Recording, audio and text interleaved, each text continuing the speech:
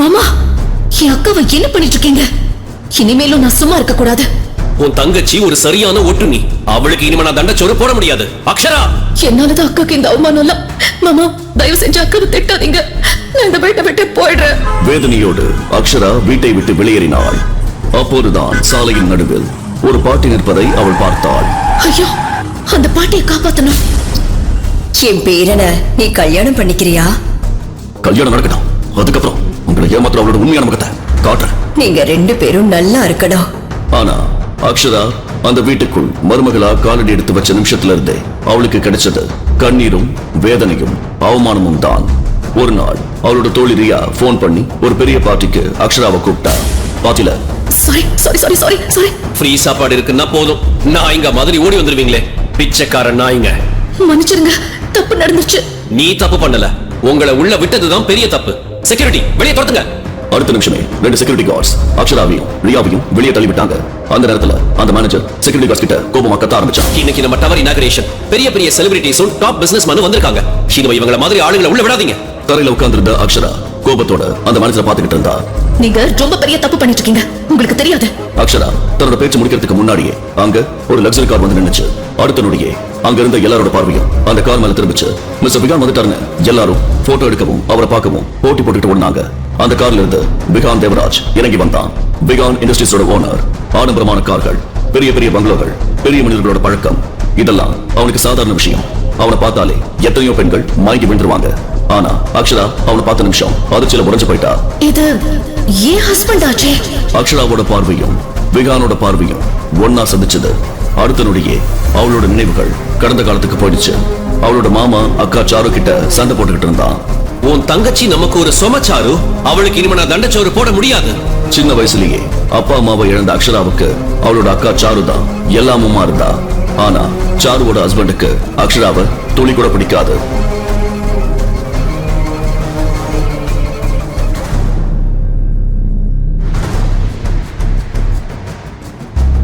என்ன நீங்க என் புருஷன், அதுக்காக என் தங்கச்சியை பத்தி என்ன வேணாலும் பேசுறீங்களா? பேசுவேன், பேசுறது மட்டும் இல்ல செஞ்சும் காட்டுவேன். 24 வயசான அக்ஷரா அன்னைக்கு நள்ளிரவுல அக்காவோட ரூம்ல இருந்து சண்டை சத்தம் கேட்டு திடீர்னு கண்பிடிச்சா. அவசரமா அந்த ரூம் பக்கத்துக்கு வந்தா. அப்போ அவளோட பேரை ராஜா சொல்றதை கேட்டதும் அவ கால்கள் அந்த கதவு கிட்டே நின்னுச்சு. உன் தங்கச்சி அக்ஷரா. அதுக்கப்புறம் ராஜா சொன்ன ஒரு விஷயம் அக்ஷராவோட இதயத்தையே நுறுக்கிடுச்சு. அவளோட கண்களில் கண்ணீர் நிரம்பிடுச்சு. அழுகி அடக்க வாயை முடிக்கிட்டா. நான் இந்த வீட்டை விட்டு போயிடுறேன், ரொம்ப தூரமா போயிடுறேன். என்னால அக்காக்கு இனிமே எந்த அவமானமும் வரக்கூடாது. அடுத்த நிமிஷமே அக்ஷரா தன்னோட ரூமுக்கு போனா. அவசரமா தன்னோட பேக்ல ஏதோ ஒண்ணு தேட ஆரம்பிச்சா. அது எங்க போச்சு? நேத்து நான் இங்க தானே வச்சேன்.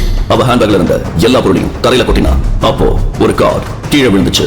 அந்த கார்டுல இருந்த போன் நம்பரை பார்த்ததும் அக்ஷராவோட மூச்சே நின்னு போன மாதிரி ஆயிடுச்சு. இத தவிர எனக்கு வேற வழியே இல்ல. நடுங்கிற கைகளோட அந்த நம்பருக்கு அவ கால் பண்ணினா. 2-3 ரிங் போனதுக்கு அப்புறம் எதிர்முனையில இருந்து ஒரு வயதான பெண்மணியோட குரல் கேட்டுச்சு. ஹலோ அக்ஷராமா, இந்த நேரத்துல போன் பண்ணிருக்க, எல்லாம் ஓகே தானே? பாட்டி, அது எனக்கு உங்க பேரனை கல்யாணம் பண்ணிக்க சம்மதம். அந்த ஒரு பதில் சாரதா பாட்டிக்கு எதிர்பாராத சந்தோஷத்தை கொடுத்தது. உண்மையாவா சொல்ற? அப்படின்னா நாளைக்கே ரெஜிஸ்டர் ஆபீஸ்ல கல்யாணம் முடிச்சிடலாம். தேவையான டாக்குமெண்ட்ஸ் எல்லாத்தையும் எடுத்துக்கிட்டு காலையில 10 மணிக்கு வந்துடு. ஓகே பாட்டி. போனை வைத்தவள் படுக்கையில படுத்திருந்தாலும் தூக்கம் மட்டும் வரவே இல்லை. மீண்டும் மீண்டும் ராஜா சொன்ன வார்த்தைகள் தான் அவ காதுல ஒலிச்சுக்கிட்டே இருந்தது. அவ நமக்கு ஒரு சுமை, இந்த வீட்டை விட்டு வெளியே போக சொல்லு. அந்த ஒரு வார்த்தை அவளுக்கு இன்னொரு நினைவை ஞாபகப்படுத்துச்சு. 10 வயசு அம்மா அப்பாவை விபத்துல இழந்த அந்த நாள். தாத்தா, ஒரே ஒரு தடவை அம்மா அப்பாவை பார்க்க விடுங்க, அதுக்கப்புறமா நாங்க போயிடுறோம். ஆனா அவர்களுக்கு கிடைச்சது அன்பு இல்ல, அவமானம். இங்கிருந்து கிளம்புங்க, இனிமே உங்களுக்கு இந்த வீட்டுக்கு எந்த சம்பந்தமும் இல்ல. அந்த நாள்ல இருந்து சாருமதியும் அக்ஷராவும் ஒருத்தருக்கு ஒருத்தர் உலகமா வாழ்ந்தாங்க. சாருமதி தன்னோட வாழ்க்கையை மறந்துட்டு தங்கச்சியை வளர்த்தா, படிக்க வச்சா. ஆனா இன்னைக்கு அதே தங்கச்சி அக்காவோட வாழ்க்கையை காப்பாத்துறதுக்காக தன்னோட வாழ்க்கையே பணைய வைக்க முடிவு பண்ணிட்டா.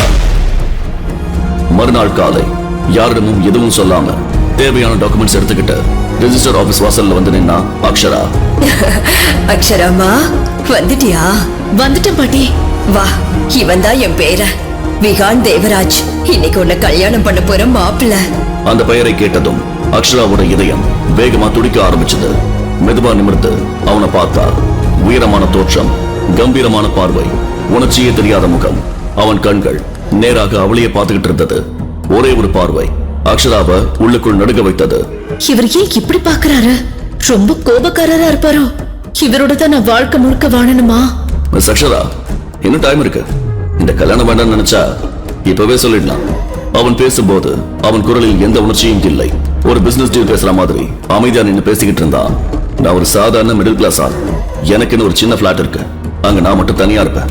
யார்கிட்டயும் அதிகமா பழகிறது எனக்கு பிடிக்காது.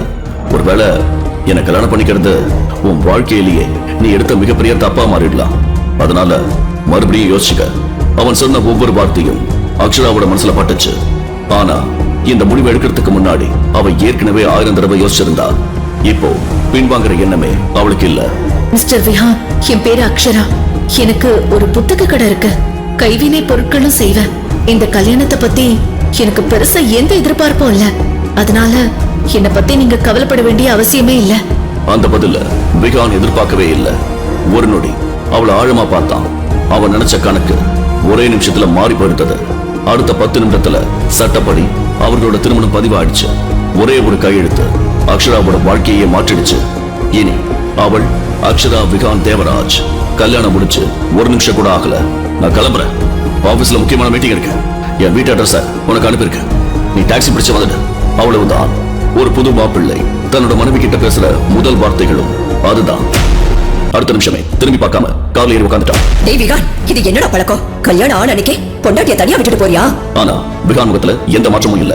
இன்னொரு விஷயம், அந்த பொண்ணு கிட்ட உன்னோட உண்மையான அடையாளத்தை ஏன் மறைச்ச? ஏன்னா அக்ஷராவுக்கு தெரிஞ்ச விகான் ஒரு சாதாரண சம்பளம் வாங்குற கார்ப்பரேட் எம்ப்ளாயி. ஆனா அதுதான் உண்மை இல்ல. விகான் தேவராஜ் ஒரு சாதாரண ஆள் இல்ல.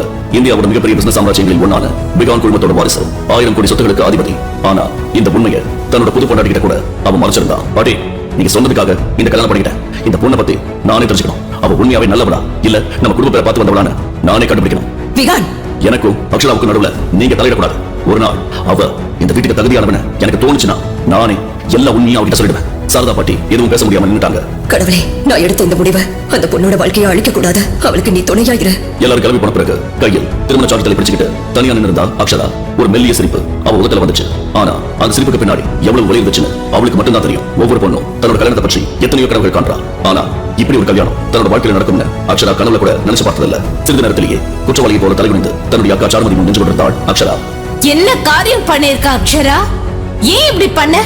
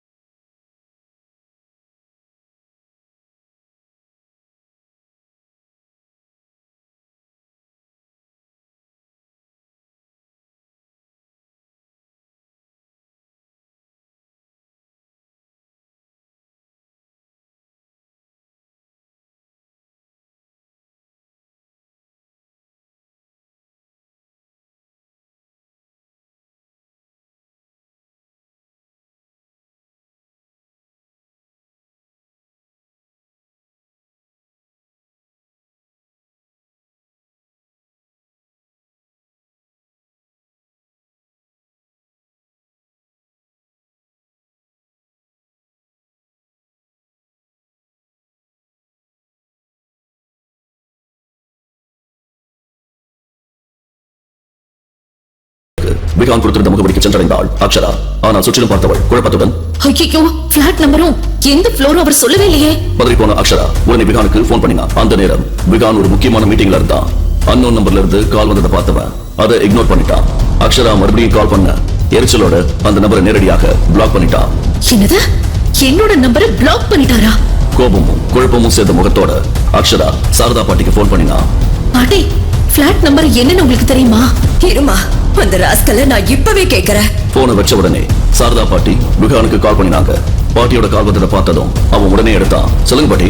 ஏண்டா, உன் பொண்டாட்டி போன் பண்ணனா எடுக்க மாட்டியா? பாவம், பில்டிங் வெளிய திங்ஸோட நின்னுட்டு இருக்கா. பிளாட் நம்பர் கூட தெரியாம. பொண்டாட்டி அந்த வார்த்தை கேட்டதுமே விகானுக்கு காலையில நடந்த கல்யாணம் ஞாபகம் வந்துச்சு.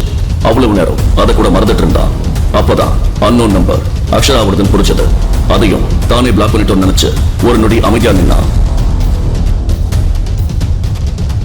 சரி பாட்டி, நான் பேசிக்கிறேன். உடனே அக்ஷராவோட நம்பரை அன்பிளாக் பண்ணி பிளாட் நம்பர், ஃப்ளோர் எல்லா டீடைல்ஸையும் மெசேஜ் பண்ணினான். போன் சத்தம் கேட்டதும் மெசேஜை திறந்து பார்த்தா அக்ஷரா. இவரோட பேரை ராட்சசன்னு சேவ் பண்ணிடலாம். ஒரு ஹலோ கூட சொல்லல, ரோபோ மாதிரி அட்ரஸ் மட்டும் அனுப்பியிருக்காரு. சில நிமிஷத்துல அந்த பிளாட்டுக்குள்ள நுழைஞ்சா அக்ஷரா. வீட்டை சுற்றி பார்த்தவ ஒரு நிமிஷம் அப்படியே நின்னுட்டா. வீடு பெருசா இருந்தது, பார்க்கவே ரொம்ப அழகா இருந்தது. ஆனா வீட்டுக்கு தேவையான பொருட்கள் எதுவுமே சரியா இல்ல. இப்பதான் வாங்கிய பிளாட்னு பார்த்தாலே தெரிஞ்சது. இந்த ராட்சசனோட நான் எப்படிதான் இங்க இருக்க போறேனோ. அங்க நீண்ட நேரம் இருக்க அவளுக்கு மனசே வரல. தன்னோட பொருட்களை மட்டும் வச்சுட்டு நேரா தன்னோட கடைக்கு கிளம்பிட்டா. உண்மையிலேயே அவளுக்கு பயமா இருந்தது. இன்னைக்கு ராத்திரி விகானோட ஒரே வீட்டுல எப்படி இருப்பது? அவனை பற்றி ஒண்ணுமே தெரியாது. அவனை நம்புற அளவுக்கும் இன்னும் பழக்கம் இல்ல. அந்த நினைப்பிலேயே இருந்தப்போ யாரோ அவ தோள்ல தட்டினாங்க. ஏய் அக்ஷரா, என்ன யோசனையில இருக்க? கஸ்டமர்ஸ் எல்லாம் எவ்வளவு நேரமா கூப்பிட்டு இருக்காங்க. ஜாஸ்மினோட குரல் கேட்டதுமே அக்ஷரா தன்னோட யோசனையில இருந்து வெளியே வந்தா. ஜாஸ்மின், எனக்கு ரொம்ப பயமா இருக்கு. ஏ, பேய் ஏதாவது பாத்தியா? இல்ல ராட்சசன் ஏதாவது பாத்தியா? ராட்சசனையே இன்னைக்கு காலையில கல்யாணம் பண்ணிக்கிட்டு. என்ன? நேத்து ராத்திரில இருந்து இன்னைக்கு காலை வர நடந்த எல்லா விஷயத்தையும் அக்ஷரா ஜாஸ்மின் கிட்ட சொல்லிட்டா. அக்ஷரா, நீ என்ன காரியம் பண்ணிருக்க? அந்த ஆள் இவ்ளோ கோபக்காரனா இருந்தா தனியா இருக்கும்போது உன்னை எப்படி நடத்துவானோ? அவன் உன்கிட்ட ஏதாவது தப்பா நடந்துக்கிட்டானா அவன் தலைவே உடைச்சிருவேன். நானும் மார்ஷல் ஆர்ட்ஸ் எல்லாம் கத்திருக்கேன். மாலை கடையை மூடிட்டு தோழி கொடுத்த தைரியத்தோட மறுபடியும் தன்னோட புதிய வீட்டுக்கு புறப்பட்டா அக்ஷரா. வீட்டுல சமையலுக்கு தேவையான பொருட்கள் எதுவுமே இல்ல. அதனால டின்னர் ஆர்டர் பண்ணிட்டு வீட்டை சுற்றி பார்க்க ஆரம்பிச்சா. டின்னர் வந்ததும் அதை டேபிள் எடுத்து வச்சுட்டு விகானுக்காக காத்திருக்க ஆரம்பிச்சா அக்ஷரா. சமையல் அறையில் பயன்படுத்த எந்த பொருளும் இல்லாததால் அவள் தனக்காக டின்னர் ஆர்டர் செய்துவிட்டு வீட்டை முழுவதும் நிதானமாக சுற்றி பார்க்க ஆரம்பித்தாள். அதே நேரத்தில் காரில் அமர்ந்திருந்த விகான் அக்ஷராவை பற்றி தான் யோசித்துக் கொண்டிருந்தான். அவனுக்கும் தனியாக ஒரு பதட்டம் இருந்தது. இந்த பொண்ணு என்ன ஏதாவது பயன்படுத்திக்க முயற்சி பண்ணிட்டா? இல்ல, அதுக்கு முன்னாடியே அவளுக்கு நல்லா புரிய வைக்கணும். அப்போது முன் சீட்டில் அமர்ந்திருந்த அவனுடைய பாடி கார்டு. சார், எல்லா ஏற்பாடும் பண்ணிட்டோம். உங்க பாதுகாப்புக்காக காட்ஸ் சீக்கிரட்டா டியூட்டில நிக்க சொல்லிட்டோம். மேடம்க்கு உங்க உண்மையான அடையாளம் தெரியாத மாதிரி எல்லாம் பாத்துக்கிட்டோம். குட். சரி, அவளோட பேர் என்ன? காலையில் கல்யாணமான பெண்ணின் பெயரை கூட விகானுக்கு ஞாபகம் இல்லை. அவளுடைய முகத்தை கூட அவன் மறந்து விட்டிருந்தான். அதிர்ச்சி அடைந்த பாடிகார்டு. சார், மேடம் பேரு அக்ஷரா. விகான் தலையசைத்து விட்டு அபார்ட்மெண்ட்டுக்கு கொஞ்சம் அருகில் வந்ததும் மீண்டும் காரை மாற்றிக்கொண்டான். பிறகு பிளாட்டின் வெளியே வந்து பெல்லை அழுத்தினான். பலமுறை பெல் அடித்தும் கதவு திறக்கவில்லை. எரிச்சலுடன் அக்ஷராவுக்கு போன் செய்தான். ஆனால் அக்ஷரா அதையும் எடுக்கவில்லை. உடனே அவனுக்குள் ஒரு பதட்டம். இந்த பொண்ணு நல்லா தானே இருப்பா? உடனே ஆக்ஷனில் இறங்கிய விகான் கதவை பலமாக ஒரு உதை விட்டான். அந்த சத்தம் கேட்டவுடன் ஆழ்ந்த தூக்கத்தில் இருந்த அக்ஷரா திடுக்கிட்டு விழித்துக் கொண்டாள். அவசரமாக ஓடி வந்து கதவை திறந்தாள். அது நான் தூங்கிட்டேன்.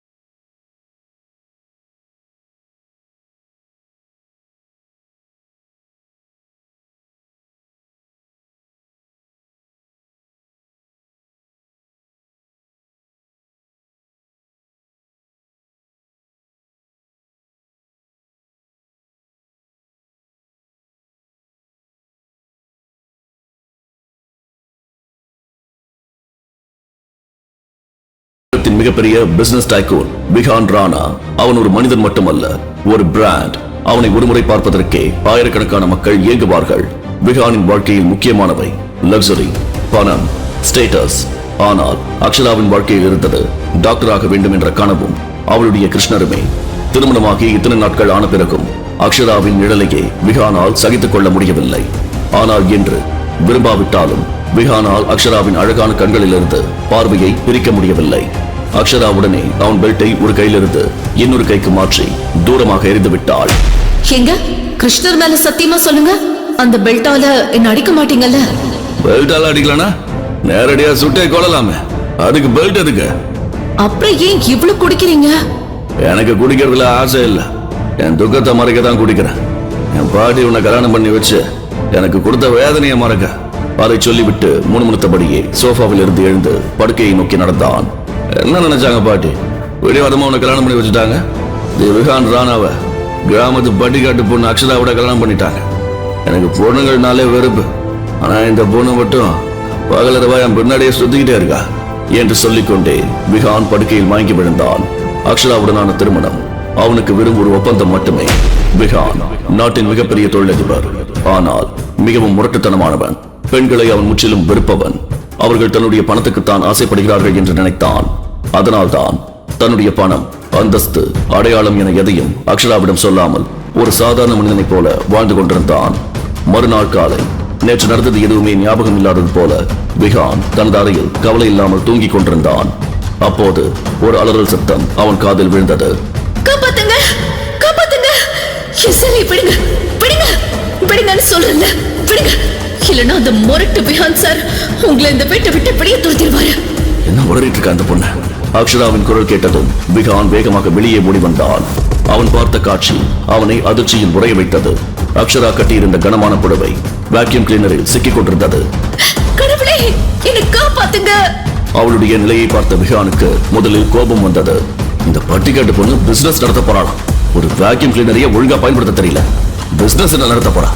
எப்பவும் எதையாவது விழுந்து தடுமாறிட்டே இருப்பான் என்று நினைத்தவனின் கோபம் அடுத்த நொடியே சிரிப்பாக மாறிவிட்டது. அக்ஷராவும் விகானும் தவிர அந்த வீட்டில் வேறு யாரும் வசிக்கவில்லை. ஆனால் அப்போது அவனுடைய பாட்டியும் அவனுடைய அக்கா சாருவும் வந்திருந்தார்கள். எளிமையான அக்ஷராவுக்கு சரியாக புடவை கட்ட கூட தெரியாது. எலக்ட்ரானிக் சாதனங்களை பயன்படுத்திய பழக்கமும் இல்லை. அதையெல்லாம் பார்த்த விகான் கைகளை கட்டிக்கொண்டு கதவின் அருகே சாய்ந்து நின்றபடியே சிரித்துக் கொண்டிருந்தான். அப்போது வீட்டில் இருந்த மற்றவர்கள் அனைவரும் ஓடி வந்தனர். அக்ஷரா, உனக்கு என்னாச்சு அக்ஷரா? அக்ஷரா, நீ ஓகே தானே என்று எல்லாரும் பதறினர். யாரும் எதையும் புரிந்து கொள்ளும் முன்பே பாட்டி சென்று மைன் சுவிட்சை ஆஃப் செய்தார். உடனே அக்ஷரா நிம்மதியாக மூச்சு விட்டாள். அவள் மிகவும் பயந்து போயிருந்தாள். அத்தனை பேருக்கும் நடுவில் மிகவும் அவமானமாக உணர்ந்தாள். அவள் கண்களில் இருந்து கண்ணீர் வழிய ஆரம்பித்தது. அப்போது விகான், இது என்ன மருமகளுக்கு உதவி பண்ணாம அங்க நின்னு சிரிச்சிட்டு இருக்கியா? அவளுக்கு இந்த வாழ்க்கை முறை புதுசுன்னு எத்தனை தடவை சொல்லிருக்கேன். இப்பவே அவளை கூட்டிட்டு போய் அவளுக்கு ஏத்த மாதிரி ட்ரெஸ் வாங்கி கொடுத்துட்டு வா. விகான் தனது பாட்டியை மிகவும் மதிப்பவன். அவர் சொன்னதை ஒருபோதும் மீறமாட்டான். அவருடைய உடல்நிலைக்காகத்தான் அக்ஷராவை திருமணம் செய்து கொண்டான். பாட்டி அக்ஷராவின் தலையை வருடியபடி, மா, நீ விகானோட சேர்ந்து இரு. இந்த நகரம் உனக்கு புதுசு. உன்னை நீயே நல்லா பாத்துக்கணும், சரியா? விகான், மருமகளுக்கு எந்த கஷ்டமும் வரக்கூடாது.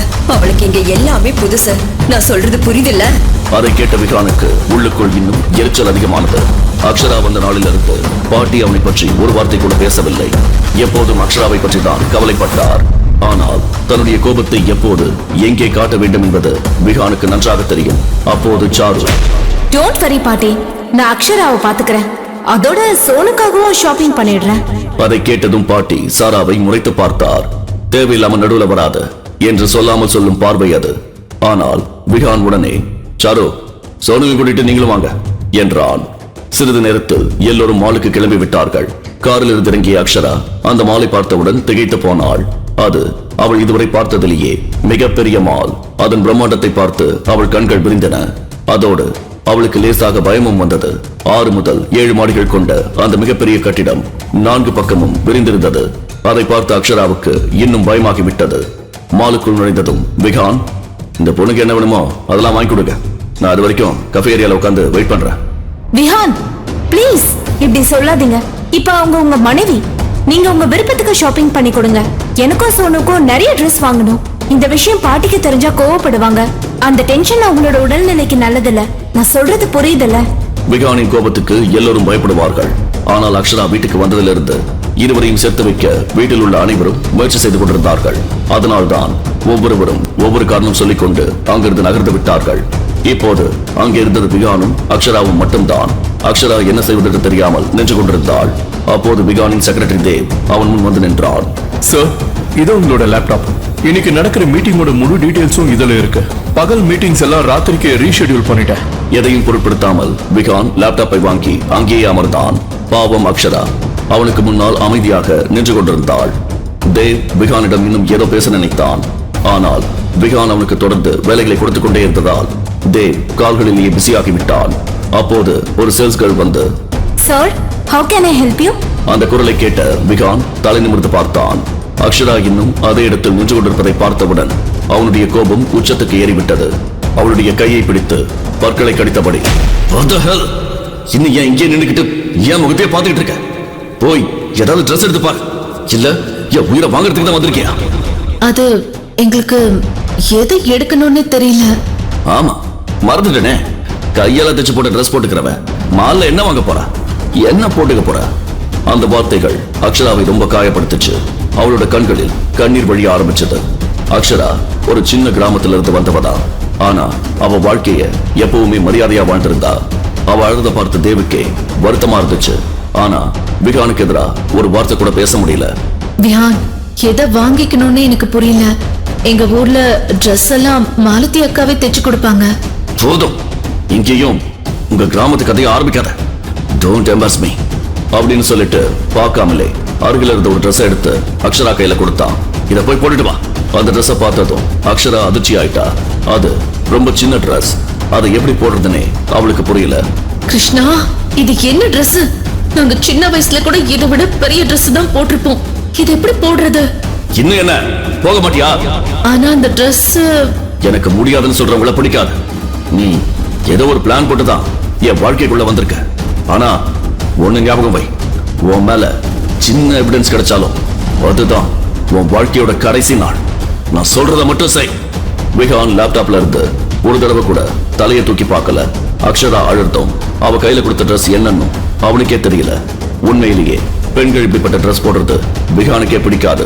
ஆனா அவன் கவனிக்காமலேயே அந்த ட்ரெஸ்ஸை எடுத்து கொடுத்துட்டான். அக்ஷராவோ கண்ணீரை துடைச்சுக்கிட்டு வேற வழி இல்லாம சேஞ்சிங் ரூம் தேடி நடந்தா. இத நான் எப்படி போடுறது? இந்த மாதிரி கிராமத்து பொண்ணால இப்படி ட்ரெஸ் எல்லாம் போட்டுக்க முடியுமா? நான் இப்படித்தான் இருந்ததால் தானோ விஹான் என்ன வெக்கப்படுறாரு? வேற வழி இல்லாம அக்ஷரா அந்த ட்ரெஸ்ஸை போட்டா. ஆனா அந்த ட்ரெஸ்ல வெளியே வர அவளுக்கு தைரியமே வரல. அதனால முன்னாடி போட்டிருந்த ட்ரெஸ்ல இருந்த துப்பட்டாவை எடுத்தா. அத கைகள், மார்பு, இடுப்பு எல்லாத்தையும் மூடுற மாதிரி நல்லா சுற்றிக்கிட்டா. இப்ப கொஞ்சமாவது பரவாயில்ல அப்படின்னு நினைச்சிட்டு சேஞ்சிங் ரூம் கதவை திறக்க முயற்சி பண்ணா. ஆனா கதவு திறக்கவே இல்லை. ஐயோ, இந்த கதவுக்கு என்னாச்சு? ஏன் திறக்க மாட்டேங்குது? கதவு சிக்கிக்கிட்டு இருக்கும் போல நினைச்சு மறுபடியும் பலமா இழுத்து பார்த்தா. ஆனா கதவு அசையவே இல்லை. அக்ஷரா பதறி போயிட்டா. உடனே போன் எடுக்கணும்னு நினைச்சா. அப்போதான் தன்னோட பேக் கார்லயே விட்டுட்டு வந்தது ஞாபகம் வந்துச்சு. யாராவது இருக்கீங்களா? தயவு செஞ்சு கதவு தருங்க, நான் உள்ள மாட்டிக்கிட்டேன். யாராவது இருக்கீங்களா? ப்ளீஸ். ஆனா அவ குரலை கேட்க அங்க யாருமே இல்ல. விகான் ஷாப்பிங் வர்றதுனால அந்த ஃப்ளோர் முழுக்க காலி பண்ணி வச்சிருப்பாங்க. ரெஸ்டாரண்ட், சினிமா எங்க போனாலும் அவனுக்காக தனியா ஏற்பாடு பண்ணுவாங்க. அக்ஷரா சேஞ்சிங் ரூம் தேடி தேடி வேற ஒரு ஃப்ளோருக்கு வந்துட்டா. அங்க அவ குரலை கேட்க ஒருத்தர் கூட இல்ல. யாராவது காப்பாத்துங்க விஹான், எனக்கு மூச்சு முட்டுது விஹான். இங்க அக்ஷரா உயிருக்கு போராடிக்கிட்டு இருந்தா. ஆனா அங்க விஹான் தன்னோட வேலையிலேயே மூழ்கி இருந்தான். உலகத்துல அவனுக்கு பிசினஸ் தவிர வேற எதுவுமே முக்கியம் இல்லைன்னு தோணுற அளவுக்கு அக்ஷரா கத்தி கத்தி குரலே வராத அளவுக்கு ஆயிடுச்சு. பயத்துல அவளுக்கு மூச்சு விடுறதே கஷ்டமா ஆரம்பிச்சது. அதே நேரம் யாரோ ஒருத்தருக்கு போன் போச்சு. வேலை முடிஞ்சிருச்சு. அந்த இடத்துல ஆக்சிஜன் லெவல் ரொம்ப குறைஞ்சிருக்கு. இன்னும் கொஞ்ச நேரத்துல அவளால மூச்சை விட முடியாது. உங்க வழியில இருந்த தடையும் இன்னைக்கு முடிஞ்சிடும். அந்த பக்கம் தேவ் எப்ப போல விகான் பக்கத்துல தலையை குனிஞ்சு நின்று இருந்தான். Yes sir.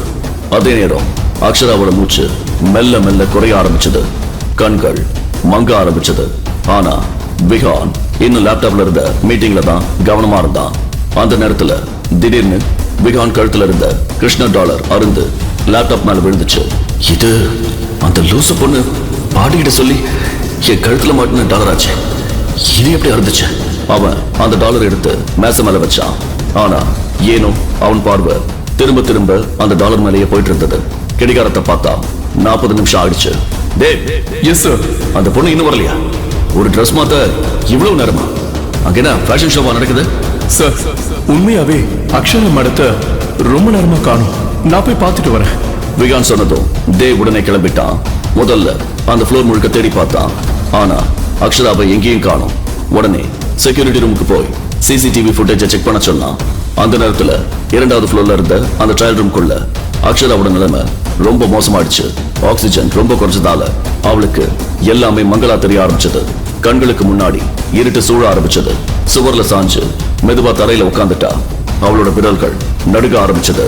கிருஷ்ணா, அவளோட தைரியம் முழுசாவே உடைஞ்சு போயிருந்தது. மூச்சு ரொம்ப மெதுவாடிச்சு. பேசக்கூட முடியல. அவளோட கண்கள் மெல்ல மூட ஆரம்பிச்சது. உதடுகள் மட்டும் லேசா அசைந்தது. விஹான். அதே நேரத்துல தேவ் பதறி போய் ஓடி வந்து விஹான் முன்னாடி நின்னா. சார், ரொம்ப பெரிய பிரச்சனை. அக்ஷரா மேடம் சிசிடிவில செகண்ட் ஃப்ளோருக்கு போறது தெரிஞ்சிருக்கு. சேஞ்சிங் ரூமுக்குள்ள போனாங்க. ஆனா சார், அந்த ஃப்ளோர் இப்ப சீல் பண்ணி வச்சிருக்காங்க. ரெனோவேஷன் ஒர்க் நடக்குது. அதுக்கு என்ன சார், செக்யூரிட்டி சொல்றாங்க அந்த ஃப்ளோரோட வென்டிலேஷன் சிஸ்டம் யாரோ மேனுவலா ஆஃப் பண்ணி வச்சிருக்காங்க. வாட்? மேனுவலாவா? ஆமா சார், யாரோ வேணும்னே பண்ணிருக்காங்க.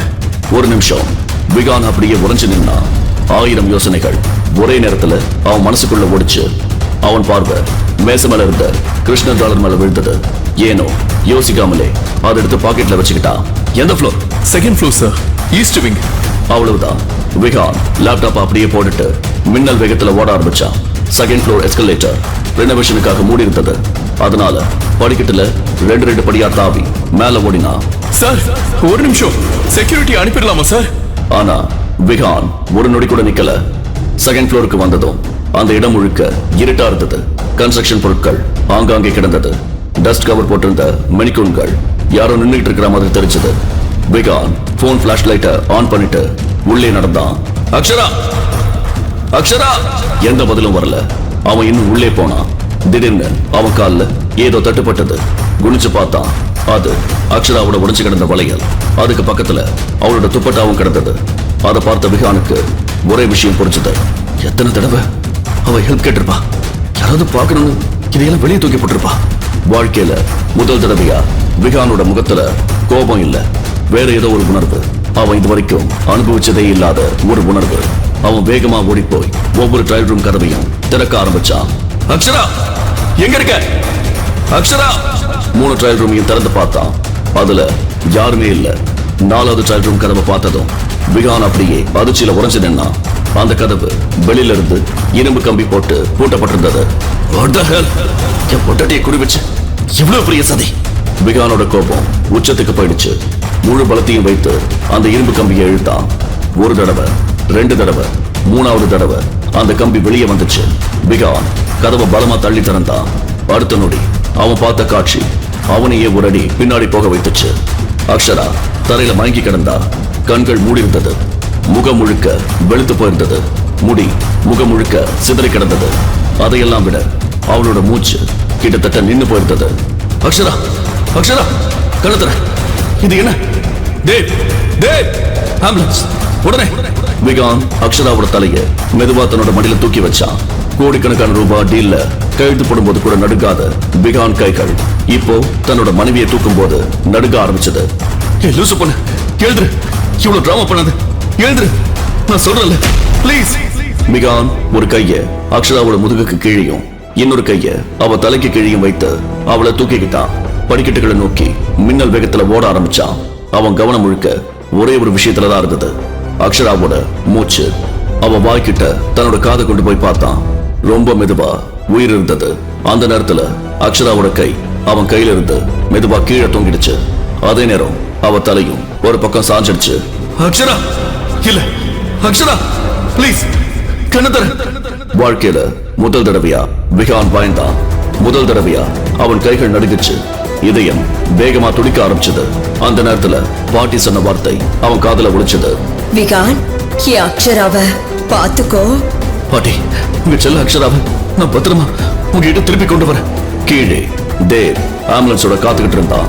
அக்ஷராவை உடனே சிஸ்டர்ல படுக்க வச்சாங்க. ஆக்சிஜன் மாஸ்க் போட்டாங்க. அங்க இருந்த எல்லாரும் பதட்டத்துல நின்று இருந்தாங்க. ஆனா விகான் மட்டும் ஒரு ஓரமா அமைதியா நின்று இருந்தான். அவன் கோட்ல அக்ஷராவோட கண்ணீர் கரை இருந்தது. அவன் ஷர்ட்ல அவளோட குங்குமமும் லேசா ஒட்டி இருந்தது. அந்த நேரத்துல அவசரமா அங்க லட்சுமி வந்தா. அவ முகம் முழுக்க பதட்டம். என்னாச்சு? அக்ஷராவுக்கு என்னாச்சு? அவன் நல்லா தானே இருப்பா. சொல்லுங்க விஹான், என் தங்கச்சிக்கு ஒண்ணும் ஆகலன்னு சொல்லுங்க. ட்ரையல் ரூம்குள்ள அவ மாட்டிக்கிட்டா. அங்க ஆக்சிஜன் இல்ல, அதனாலதான் மயக்கம் போட்டுட்டா. நீங்க பயப்படாதீங்க, அவளுக்கு எதுவும் ஆகாது. சாரு சமாதானப்படுத்தினான். ஆனா அவன் மனசுக்குள்ள புயலை வீசிக்கிட்டு இருந்தது. அடுத்து என்ன நடக்க போகுதுன்னு அவனுக்கே தெரியல. அக்ஷராவோட நிலைமை ரொம்ப மோசமா இருந்தது. நேத்து வரைக்கும் சின்ன சின்ன சண்டையில ஓடிக்கிட்டு இருந்த கணவன் மனைவி உறவு எப்போ இவ்வளவு பெரிய இடத்துக்கு வந்துச்சுன்னு விகானுக்கே புரியல. ஆனா அந்த நிமிஷத்துல அத அவன் உணர ஆரம்பிச்சிருந்தான். சார், போலீஸ்க்கு தகவல் சொல்லணும். இது ஆக்சிடென்ட் இல்ல, யாரோ திட்டமிட்டு பண்ணிருக்காங்க. தேவ் சொன்னதுக்கு விகான் எந்த பதிலும் சொல்லல. அவன் பார்வை முழுக்க ஆம்புலன்ஸ்குள்ள படுத்திருந்த அக்ஷரா மேலதான் இருந்தது. ஆக்சிஜன் மாஸ்க் பின்னாடி அவன் முகம் அமைதியா இருந்துச்சு, தூங்குற ஒரு பொம்மை மாதிரி. அந்த நேரத்துல அக்ஷராவோட விரல்கள் லேசா அசைஞ்சது, அவ உதடுகளும் மெல்ல அசைஞ்சது. கிருஷ்ணா, நீங்க வந்துட்டீங்களா? அப்படியே அவ கைய மெதுவா தூக்கி விகானோட மணிக்கட்டை பிடிச்சுக்கிட்டான். அந்த நொடியில விகான் அப்படியே உடைஞ்சு போயிட்டான். அவன் கண்கள்ல கண்ணீர் எட்டி பார்த்தது. ஆனா யாரும் பார்க்க கூடாதுன்னு உடனே தன்னோட முகத்தை வேற பக்கம் திருப்பிக்கிட்டான். ஆம்புலன்ஸ் ஹாஸ்பிட்டல் நோக்கி கிளம்பிடுச்சு. எல்லாரும் அதுக்கு பின்னாடியே போனாங்க. ஆனா ஒரு நிமிஷம் விகான் மட்டும் அங்கேயே நின்னான். மெதுவா தன்னோட பாக்கெட்ல கை விட்டான். அதுக்குள்ள இருந்த கிருஷ்ணர் டாலரை எடுத்தான். சில நொடிகள் அதையே பார்த்துக்கிட்டே நின்னான். கிருஷ்ணன் உண்மையாவே இருந்தா உனக்கு எதுவும் ஆகாது. லூசு பொண்ணு, எனக்கெல்லாம் காரணமானவன் யாரா இருந்தாலும் அவனோட முடிவு என் கையால தான் இருக்கும். அடுத்த நொடியே விகான் கார்ல ஏறி வேகமா ஹாஸ்பிட்டலுக்கு கிளம்பிட்டான். கார் மின்னல் வேகத்துல பறந்துச்சு. டயர் சத்தம் சாலை முழுக்க எதிரொலிச்சது. அவன் பார்வை ரோட்ல இருந்தாலும் அவன் மனசு வேற எங்கேயோ போயிருந்தது. வாழ்க்கையில முதல் தடவையா பல வருஷமா மறைக்க முயற்சி பண்ண நினைவுகள் ஒன்றொன்னா அவன் கண் முன்னாடி வர ஆரம்பிச்சது. மயக்கத்துல கிடந்த அக்ஷராவோட முகம், அவளோட குளிர்ந்த விரல்கள். கிருஷ்ணா, நீங்க வந்துட்டீங்களான்னு அவ சொன்ன வார்த்தை. அடுத்த நொடியே விகானோட நினைவு 6 மாதத்துக்கு முன்னாடி நடந்த ஒரு சம்பவத்துக்கு போய் சேர்ந்தது. விகான் காரை மின்னல் வேகத்துல ஓட்டிக்கிட்டே இருந்தான். ஆனா அவன் மனசு மட்டும் 6 மாதத்துக்கு முன்னாடி நடந்த ஒரு நாளுக்கு போயிருந்தது. 6 மாதங்களுக்கு முன்பு ராணா மேன்ஷன் மாலை 5 மணி. விகான் தன்னோட ஸ்டடி ரூம்ல உட்கார்ந்திருந்தான். அவன் முன்னாடி 3 லேப்டாப், ஒரு பக்கம் 5 போன் கால்ஸ், இன்னொரு பக்கம் 2000 கோடி ரூபாய் மதிப்புள்ள ஒரு டீலோட ஃபைல்ஸ். 30 வயசுலயே நாட்டோட மிகப்பெரிய இளம் பிசினஸ் மேன், ராணா குரூப்போட ஓனர். அதுதான் விகான் ராணா. அந்த நேரத்துல தேவ் பதறி அடிச்சுக்கிட்டு உள்ளே ஓடி வந்தான். சார், பாட்டிக்கு ஆக்சிடென்ட் ஆயிடுச்சு, இப்போ ஹாஸ்பிட்டல்ல இருக்காங்க. அந்த ஒரு வார்த்தை விகானோட கையை அப்படியே நிறுத்திடுச்சு.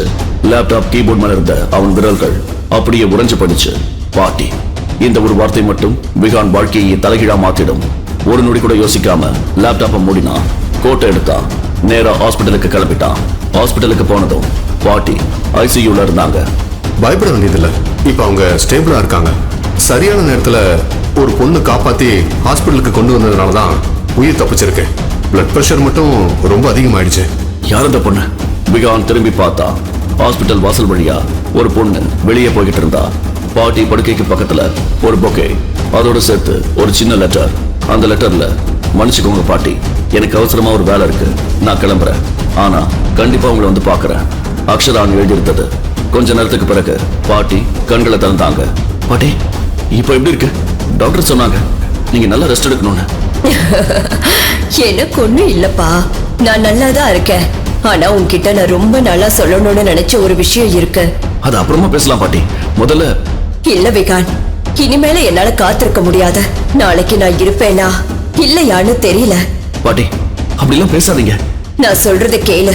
எனக்கு ஒரே ஒரு ஆசை, நான் உயிரோட இருக்கும் போதே என் பேரனோட கல்யாணத்தை பார்க்கணும். என் மருமகளை என் கண்ணால பார்க்கணும். கல்யாணம், அந்த ஒரு வார்த்தை விகானோட முகத்தையே மாற்றிடுச்சு. அவனுக்கு கல்யாணம்னாலே வெறுப்பு, பெண்கள்னாலே வெறுப்பு. ஏன்னா அவன் வாழ்க்கையில பார்த்த பெரும்பாலான பெண்கள் அவனை காதலிக்கல. அவனோட பணத்தையும் அவனோட பேரையும் அவனோட ஸ்டேட்டஸையும் தான் காதலிச்சாங்க. அதனால விகான் ஒரு முடிவெடுத்திருந்தா, நான் வாழ்க்கையில கல்யாணமே பண்ணிக்க மாட்டேன். பாட்டி, எனக்கு கல்யாணம் பண்ணிக்க முடியாது, அது என்னால முடியாத விஷயம். விகான், நான் இது வரைக்கும் உன்கிட்ட எதுவுமே கேட்டதில்ல. உன்னை வளர்த்த, உன்னை படிக்க வச்ச, நீ இவ்வளவு பெரிய ஆளாகிறதுக்காக என்னால முடிஞ்ச எல்லாத்தையும் பண்ண. ஆனா அதுக்காக ஒரு நாளும் எதுவுமே கேட்டதில்ல. இப்போ முதல் தடவையா ஒரே ஒரு விஷயம் கேட்கிற. பாட்டியோட கண்களில் இருந்த கண்ணீரை பார்த்ததும் விகான் மனசு கொஞ்சம் கொஞ்சமா உடைய ஆரம்பிச்சது. சரி, ஒரே ஒரு கண்டிஷன். என்ன கண்டிஷன்? கல்யாணம் நடக்கும், ஆனா அது பேருக்காக மட்டும். அதுக்கு என்ன அர்த்தம்?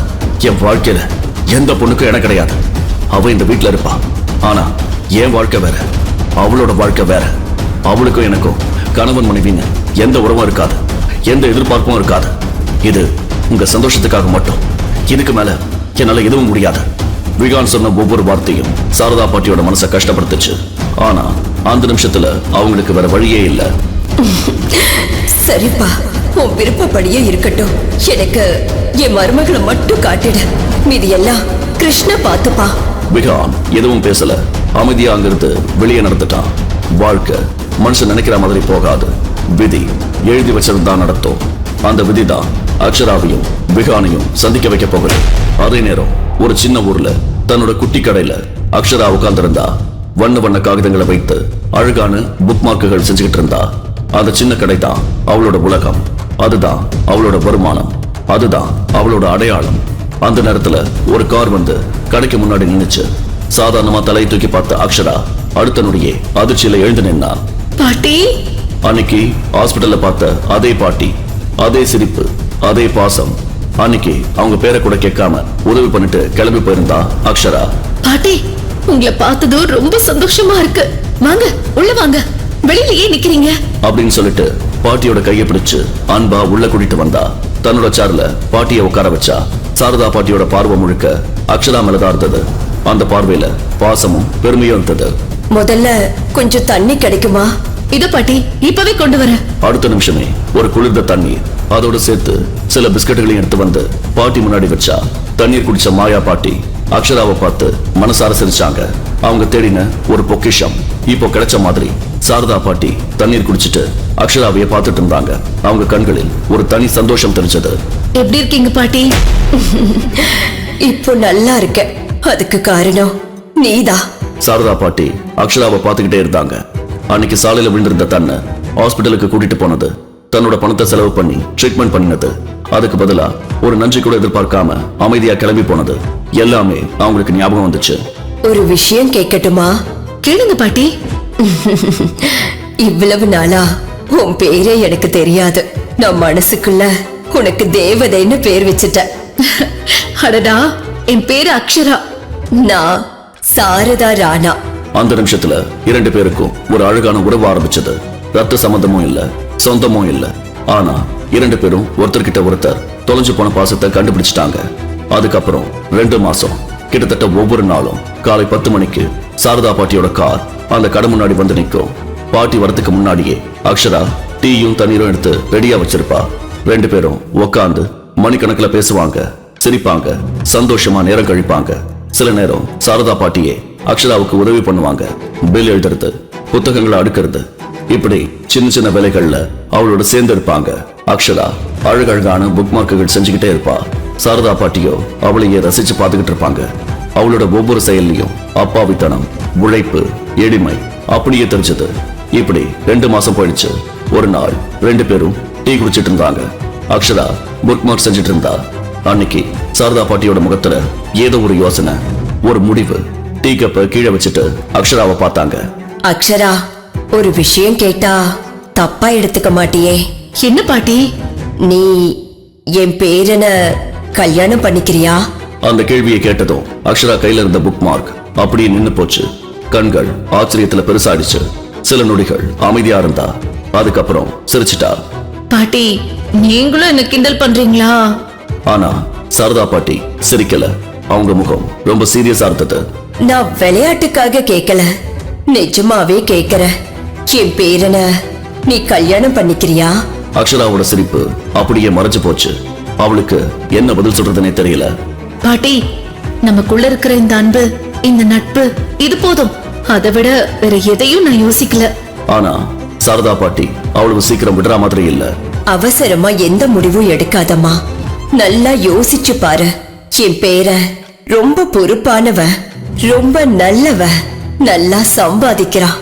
பொண்ண மாதிரி ஒரு பொண்ணுதான் அவனுக்கு சரியான ஜோடி. அக்ஷரா சின்னதா சிரிச்சா. ஆனா எந்த பதிலும் சொல்லல, சரின்னு சொல்லல, வேண்டாம்னு சொல்லல. அமைதியா இருந்தா. அந்த அமைதியிலேயே சாரதா பாட்டிக்கு அவளோட பதில் புரிஞ்சிடுச்சு. அவங்க அக்ஷராவோட தலையை தடவி சிரிச்சிட்டு அங்கிருந்து கிளம்பிட்டாங்க. அக்ஷராவும் அதை பெருசா எடுத்துக்காம மறுபடியும் தன்னோட வேலையை பார்க்க ஆரம்பிச்சா. ஆனா சாரதா பாட்டி அன்னைக்கு விதைச்ச அந்த ஒரு விதை ஒரு நாள் அக்ஷராவோட மொத்த வாழ்க்கையே மாத்த போகுதுன்னு அவளுக்கே தெரியாது. அந்த நல்லா சம்பாதிக்கிற பேரன் வேற யாரும் இல்ல, நாட்டோட மிகப்பெரிய பிசினஸ்மேன் பிகான் தேவராஜ். அந்த நேரத்துல பிகான் பாட்டி கிட்ட ஒரு கண்டிஷன் போட்டிருந்தான். சரி பாட்டி, நான் கல்யாணம் பண்ணிக்கிறேன், ஆனா என்னை பற்றிய உண்மையை அவகிட்ட நீங்க சொல்லக்கூடாது. அதனால அக்ஷராவுக்கு பிகான் ஒரு பெரிய கம்பெனில மேனேஜர் மட்டும்தான் தெரியும். அவன் பிகான் குரூப்போட ஓனர்னு அவளுக்கு சுத்தமா தெரியாது. அடுத்த நாளே கோர்ட்ல பிகானுக்கும் அக்ஷராவுக்கும் கல்யாணம் நடந்துச்சு. ஆனா பிகான் மனசுல ஒரே ஒரு எண்ணம் தான் இருந்தது, இந்த பொண்ணு பாட்டியை ஏமாத்தி இந்த கல்யாணத்தை நடத்தியிருக்கா. அதனாலதான் அவனுக்கு அக்ஷராவை துளி கூட பிடிக்கல. ஒவ்வொரு நாளும் அவளை கஷ்டப்படுத்துவான், அவமானப்படுத்துவான். அவளே இந்த வீட்டை விட்டு போயிடணும்னு நினைக்கிற அளவுக்கு நடந்துப்பான். ஆனா இன்னைக்கு எல்லாமே மாறி இருந்தது. அந்த நேரத்துல ஹாஸ்பிட்டல் வாசல்ல விகானோட கார் வேகமா வந்து நின்னுச்சு. 6 நிமிஷ பயணத்துல அவன் கடந்த 6 மாத வாழ்க்கையே திரும்பி வாழ்ந்துட்டு வந்திருந்தான். ஐசியூ கண்ணாடி வழியா மயக்கத்துல படுத்திருந்த அக்ஷராவை விகான் பார்த்துக்கிட்டு இருந்தான். அவன் கண் முன்னாடி ஒவ்வொரு நினைவும் ஒன்றொன்றா வந்து போச்சு. முதல் நாள் அவ இந்த வீட்டுக்குள்ள வந்தது, $100 தன் கழுத்துல அவளே போட்டது, வேக்யூம் கிளீனர் கிட்ட அவ பயந்து ஓடினது, ஒரு நாள் குடிச்சிட்டு வந்த அவனோட பெல்ட்டை புரியாம இழுத்தது, அவளை பட்டிக்காடு, முட்டாள், சுமைன்னு எத்தனை தடவை அவமானப்படுத்தியிருந்தான். ஆனா ஒவ்வொரு தடவையும் அக்ஷரா அமைதியா ஒரு சின்ன சிரிப்போட அதை கடந்து போயிருப்பா. ஒரு தடவை கூட எதிர்த்து பேசல. நீ ஒரு நாளும் என்னோட பணத்துக்காக ஆசைப்படல, என்னோட பேருக்காகவும் இல்லை, என்னோட ஸ்டேட்டஸ்க்காகவும் இல்லை. நான் யாருன்னு கூட உனக்கு தெரியாது, தெரிஞ்சுக்கணும்னு நீ முயற்சி பண்ணல. ஆனா நான் உனக்கு என்னதான் கொடுத்த? நீ கண் முழிச்சதும் உன் வாழ்க்கையை சந்தோஷத்தால நிரப்புற. இது விகான் தேவராஜோட ப்ராமிஸ். விகான் தேவராஜ் கொடுத்த வாக்க ஒரு நாளும் மீற மாட்டான். ஒரே ஒரு தடவை கண்ணை திறந்துட அக்ஷரா. அந்த நிமிஷம் அவகிட்ட தன்னோட எல்லா ரகசியங்களையும் சொல்லணும்னு விகான் முடிவு பண்ணிருந்தான். அதே நேரம் ஐசியூக்குள்ள இருந்து திடீர்னு ஒரு சத்தம் கேட்டுச்சு. அக்ஷரா, டாக்டர், பேஷண்டோட பல்ஸ் குறைஞ்சிக்கிட்டே போகுது. அந்த சத்தத்தை கேட்ட நொடியில பிகான் கையில இருந்த $100 நழுவி கீழே விழுந்துச்சு. அடுத்த நொடி யாருக்குமே தலை குனியாத விகான் தேவராஜ் ஹாஸ்பிட்டல் ஃப்ளோர்ல முழங்காலோட சரிஞ்சு உட்கார்ந்துட்டான். அவன் கண்கள் ஐசியூ கதவையை பார்த்துக்கிட்டு இருந்தது. மனசுக்குள்ள ஒரே ஒரு பிரார்த்தனை, ஆனா உண்மையிலேயே அக்ஷரா கடைசி மூச்சை விட்டுட்டாளா, இல்ல இதுதான் அவங்களோட கதையோட புதிய ஆரம்பமா? எந்த சூழ்நிலையிலும் தோல்வியை ஒத்துக்காத அந்த அக்ஷரா சாவுகிட்ட மட்டும் தோற்று போயிடுவாளா? விகானுக்கு தான் செய்த எல்லா தவறுகளையும் சரி பண்ண இன்னொரு வாய்ப்பு கிடைக்குமா? முழு கதையையும் கேட்டு மகிழ பாக்கெட் FM ஆப்பை டவுன்லோட் செய்யுங்கள். லிங்க் டிஸ்கிரிப்ஷனில் கொடுக்கப்பட்டுள்ளது.